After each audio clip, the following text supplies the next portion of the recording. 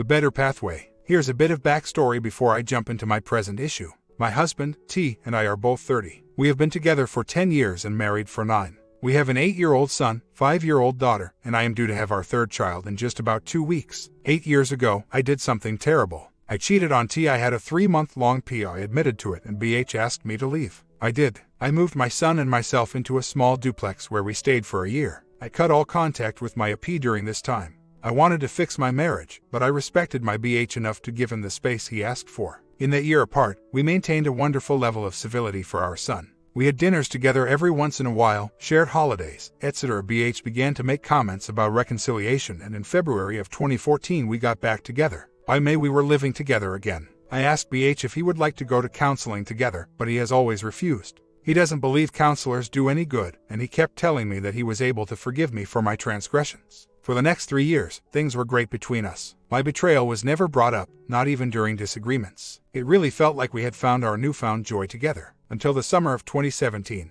I was having a girls' night at a friend's house with 3 girlfriends. We were drinking and having quality time together. The subject of my betrayal came up. 2 of the girls were well aware of the subject, but a new girl, friend of a friend, was unaware. She asked some details. How did it start? How did it end? To which I answered truthfully. I had been around this girl, we'll call her M, several times as she was the best friend of a good friend of mine. A few minutes later she got up from the patio table to make a phone call. She came back about 20 minutes later and we resumed our girl talk. No more about my ex. A few minutes later my husband texted me asking if I was enjoying talking about the OM. I immediately excused myself and went home. We had an argument. I asked him who told him I was talking about him, but he wouldn't tell me. I told him the truth, that M had asked a couple of questions regarding him and I answered them truthfully. He went to bed angry at me, and so I made a bed on the couch. Several hours later, around 7 a.m., I woke up and went into our bedroom where he was still asleep.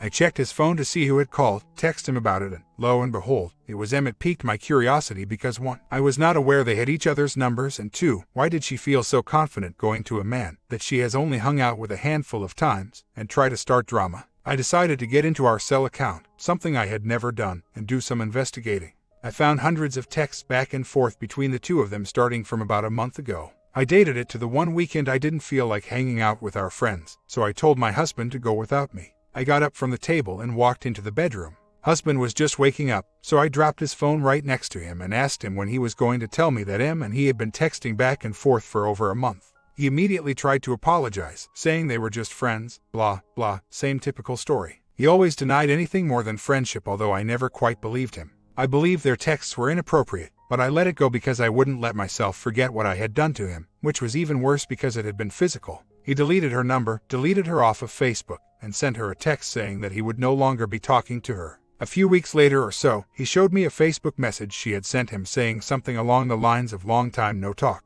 How are you doing?" And he asked me if I wanted him to reply. I replied for him saying, "This is his wife. He asked you to stop contacting him weeks ago. Back off now." That was the last we heard from her. Moving on. 2.5 more years go by and things are back to great. We conceived our 3rd child last summer and were both incredibly excited about it. However, around September his work schedule was changed drastically and he began working night shift, 7p-7a, for 7 days straight. I believe from September-December he managed to have 3 days off. This was a very difficult transition for us. The kids hardly ever got to see him because he was sleeping all day. Over time he became irritable from sheer exhaustion, so we began to quarrel more and more, usually me begging him to demand some time off, and him getting frustrated because he couldn't. On Halloween night a dear friend of mine was ex, and to this day, it's still unsolved, so 2 weeks later I made the drive to attend him for the last time. While I was gone, my husband had attended a diaper and beer party for his best friend who was expecting his 2nd child in a couple months. They had drinks at one bar and then went out dancing.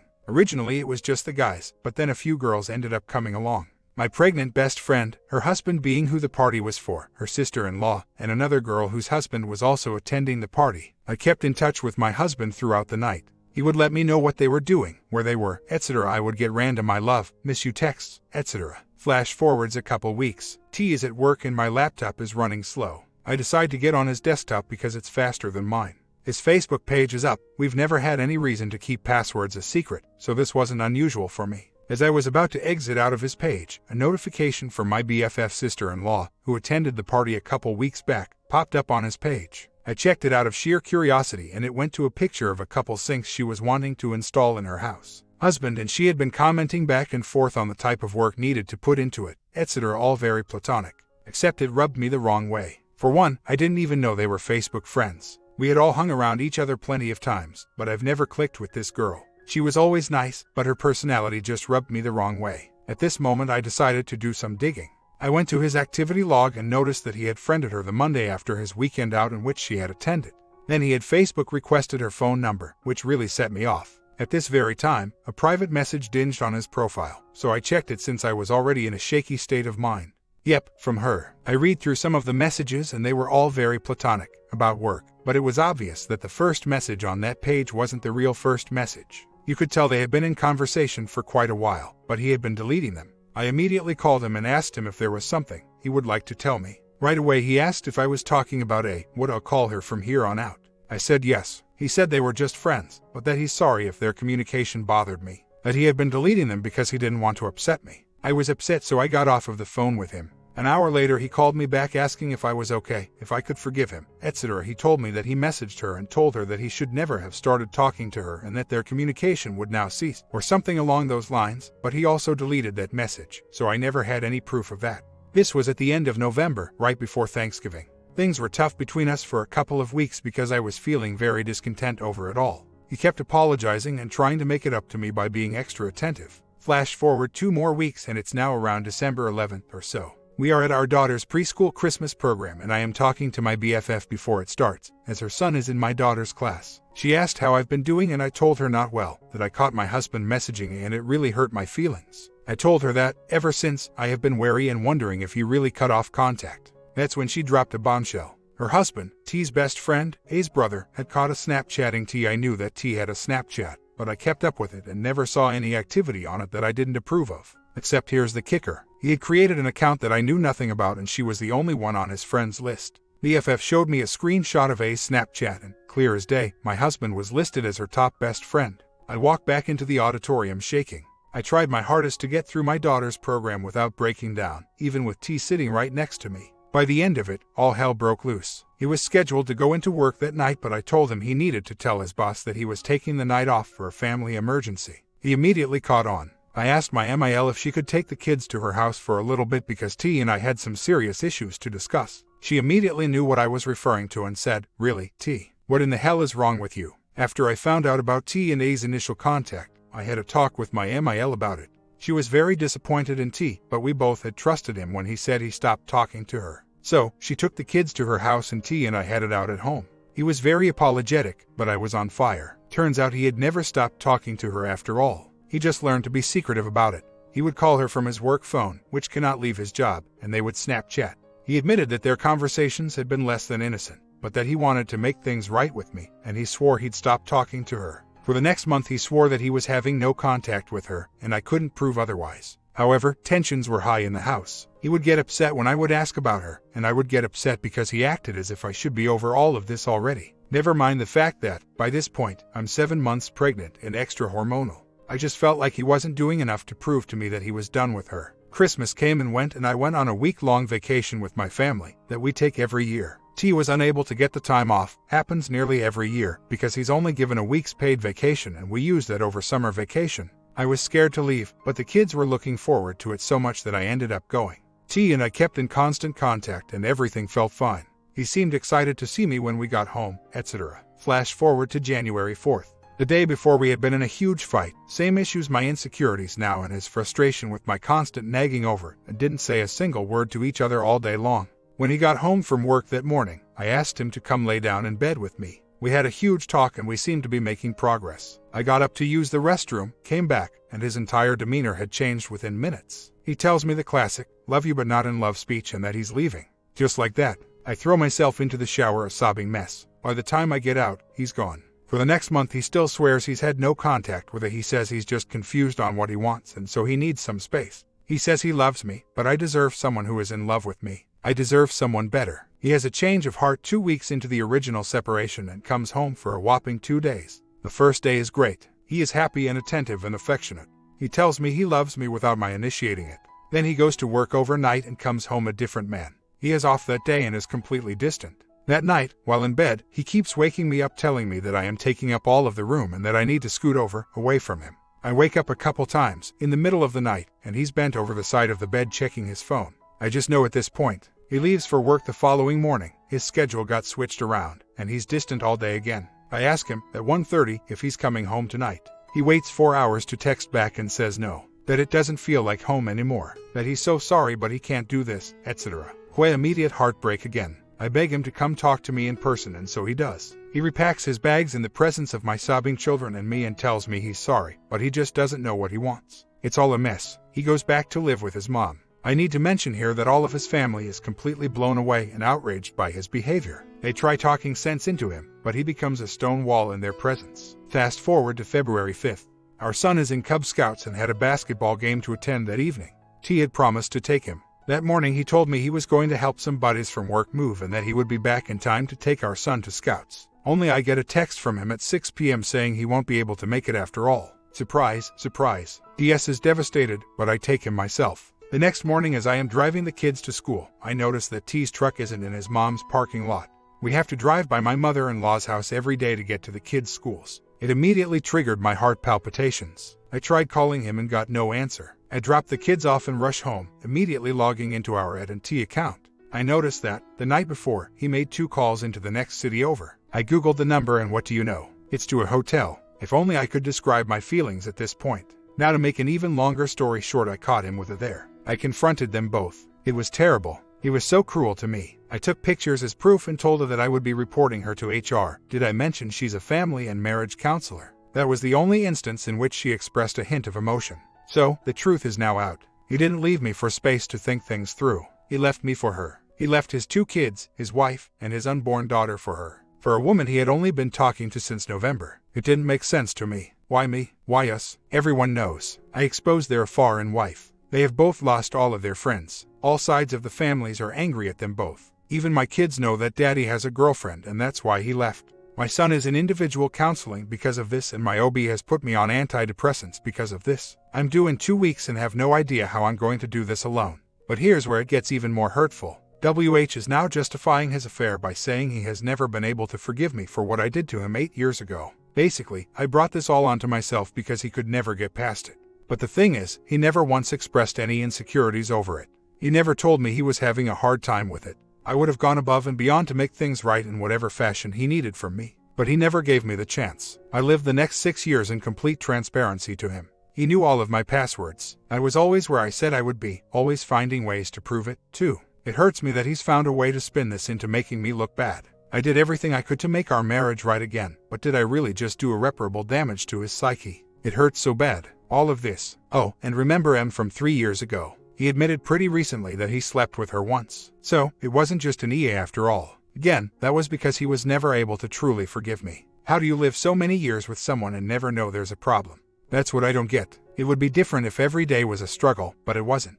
Beyond July of 2017 and November now, we got along perfectly. We had incredible intimacy and affection. So many laughs and wonderful family times. I'm truly at a loss here. I want to be so angry at him. I want to curse his name and move on without a look back. But I can't let go of that nagging feeling that I brought all of this onto myself. That it's finally karma coming back to me after all of these years. Our son was a little over a year old when this started.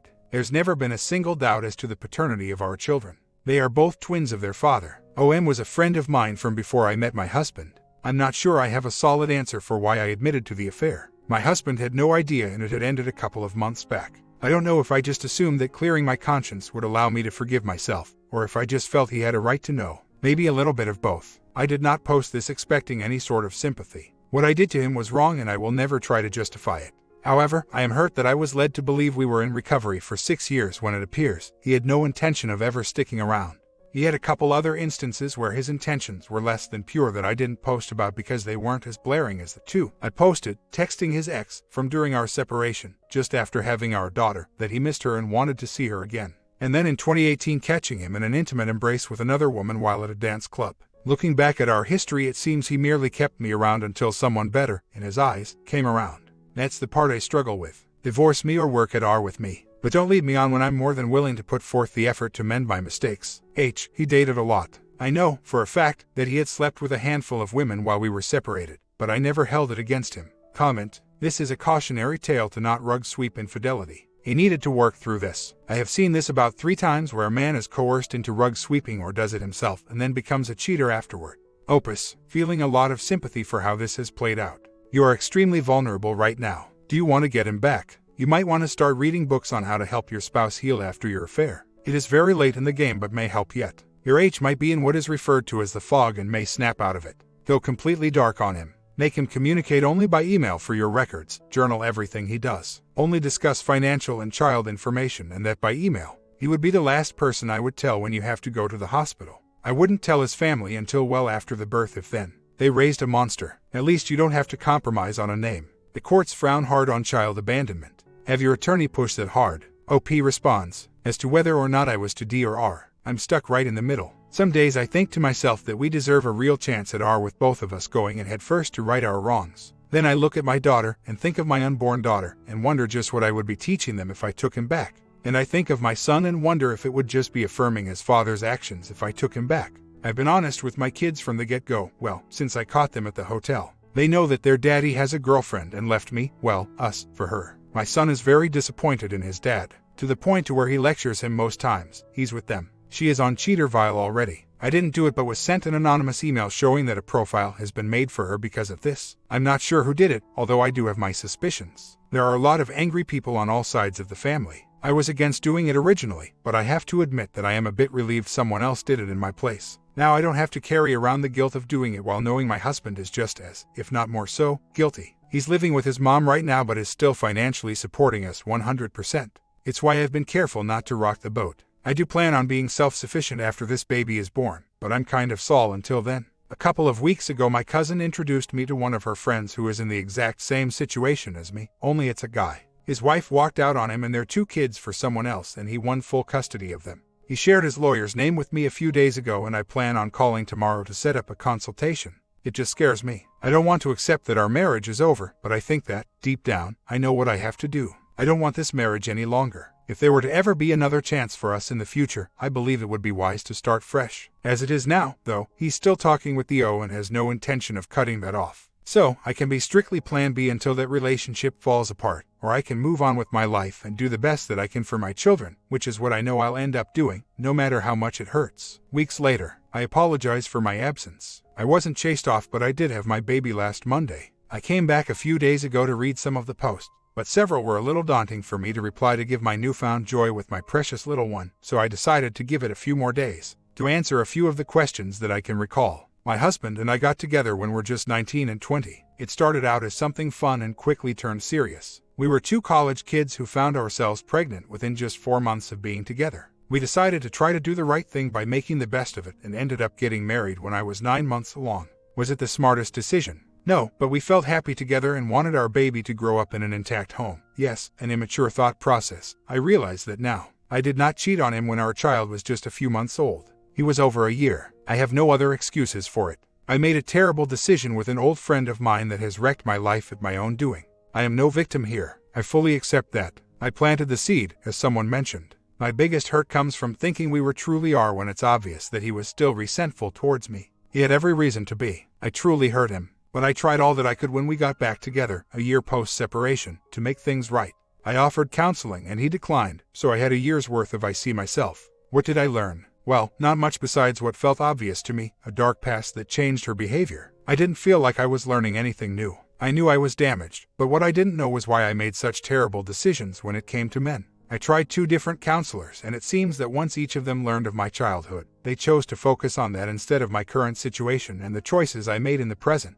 Aside from counseling, my phone, email, and all social media accounts were open books to him. He knew my passwords and I never hoarded my phone. It was a mutual agreement for me to leave it in the open when I left the room. That was for the first couple years of our newly rekindled marriage, but even beyond that, all accounts were an open book to him. As for why I even discussed Maya with my girlfriends, M asked a couple of very distinct questions that I wanted to clear up, such as if I had any contact with him presently and if I ever regretted ending my relationship with him. I felt compelled to square away, but now that I think about it, I do wonder if he put her up to those particular questions. In no way, shape, or form was I reliving my experiences with them regarding Maya. Was it still in bad taste? Maybe. I can't take it back, though, and I'm not so sure I would. She got very honest answers from me that made it more than transparent that I hadn't had any communication with him in over 4 years and that my only regret was betraying my marriage vows. I have not reported her yet, although I've gone back and forth with the idea of doing so. I just did not know if it was a petty thing to do. She is an intern under a counselor supervisor for the time being.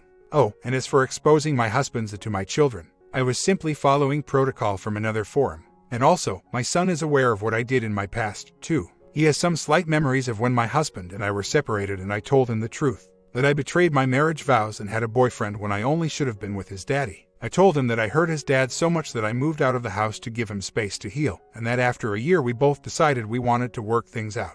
Cheaterville. I did not create that profile. Someone close to me did, although I still have no idea who. I haven't asked around because truthfully, I do not care who did it. Oh, and my husband both know about it. She found it this past Wednesday and called my husband in hysterics over it.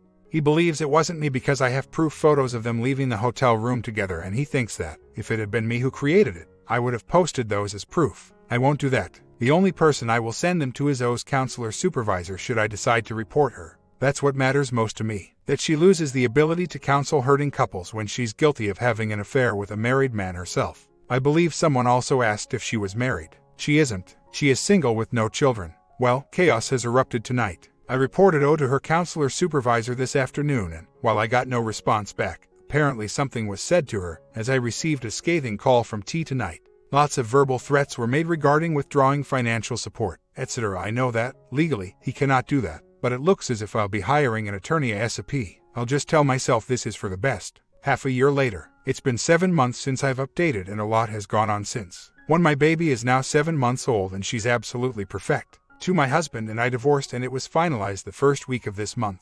I ended up seeking a lawyer in May. It was a very expensive decision, but XH did not fight me at all and so it all went smoothly. 3, I dare say we are civil. The kids have adjusted very well and there have even been some happy times amongst all 3 children, XH and me. 4, he is still dating the O, but their relationship is taking a turn for the worst. He has confided in a few people that he doesn't see it lasting. My comment, now go find yourself a good man and don't allow this crap into your life ever again. A short story too for some of you out there. My wife and I have been married for 5 years and together for 11. We have 2 boys and the first was at a very young age. We have a pretty good marriage, but what has been going on has been making me uncomfortable. So, a couple months ago she started her clinicals and in the short time has become friends with several in her class. I only take issue with the man, of course. I became unsure one night when my wife and I met one of her friends for drinks. I was just watching football but couldn't help but notice when she was talking to her friend about her new classmates a man's name kept recurring in her stories. I didn't make much of it. A couple weeks go by and I was on our computer to talk to a friend on Facebook whose name happens to be the same as my wife's new friend. Well, without even thinking I began to write him a message when I realized my wife's Facebook was logged in and I was about to message him. That's when I see a lot of chatting back and forth. I could not help but read them. There was a lot about their classes, but there was plenty of other stuff too. It was just a little too flirty for my liking. Nothing dirty was said, but a lot of "oh, you're sweet" or "we should work out sometime" or "study." I confronted her and once the anger of me snooping subsided she assured me I have nothing to worry about. She said it wasn't flirting, it's just how girls talk to people. I asked why she is chatting his ear off while I'm sitting in the living room with her. She says because I don't talk. I can't deny being a quiet person and she is the opposite, but it's pretty hurtful to find out she is chatting with another man while I am in the same room doing nothing. I tell her I don't like it and she says she is more like a mom to her classmates. She is 31 and her class is mostly in their early 20s. She says this man is immature and she is not attracted to him. Based on age I'm sure he is immature, but based on Facebook pics he is probably physically attractive to her. She continues to assure me I'm wrong. A week goes by and 2 nights in a row out of the blue my wife wants me to get a bottle of wine for her to drink while she studied. Seemed odd to me, but she had books out with her wine.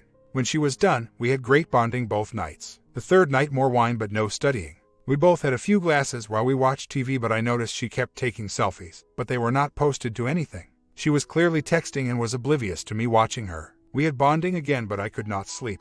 My suspicion got the best of me. I looked on her phone after she fell asleep and found many more texts on Facebook with this man. While he is at a bar drinking, she had me get the wine almost as if they are drinking together on social media. At the end of the day, she had slept with me, but what or who was on her mind? She sent him several selfies with her wine glass. No nudity, she took them in front of me, I just didn't know who for. As I scroll through the messages, I then find that she asked to be Snapchat friends. I keep this to myself for a few days, then it explodes into a huge fight. I tried to get her to confess sending pics privately. Again, they were not dirty. She wouldn't until I asked to see her messages, then the truth came out. She felt betrayed and so did I. It became clear in the fight I snooped and she was going to lie. She says a group of her classmates got on Snapchat together and again I had nothing to worry about.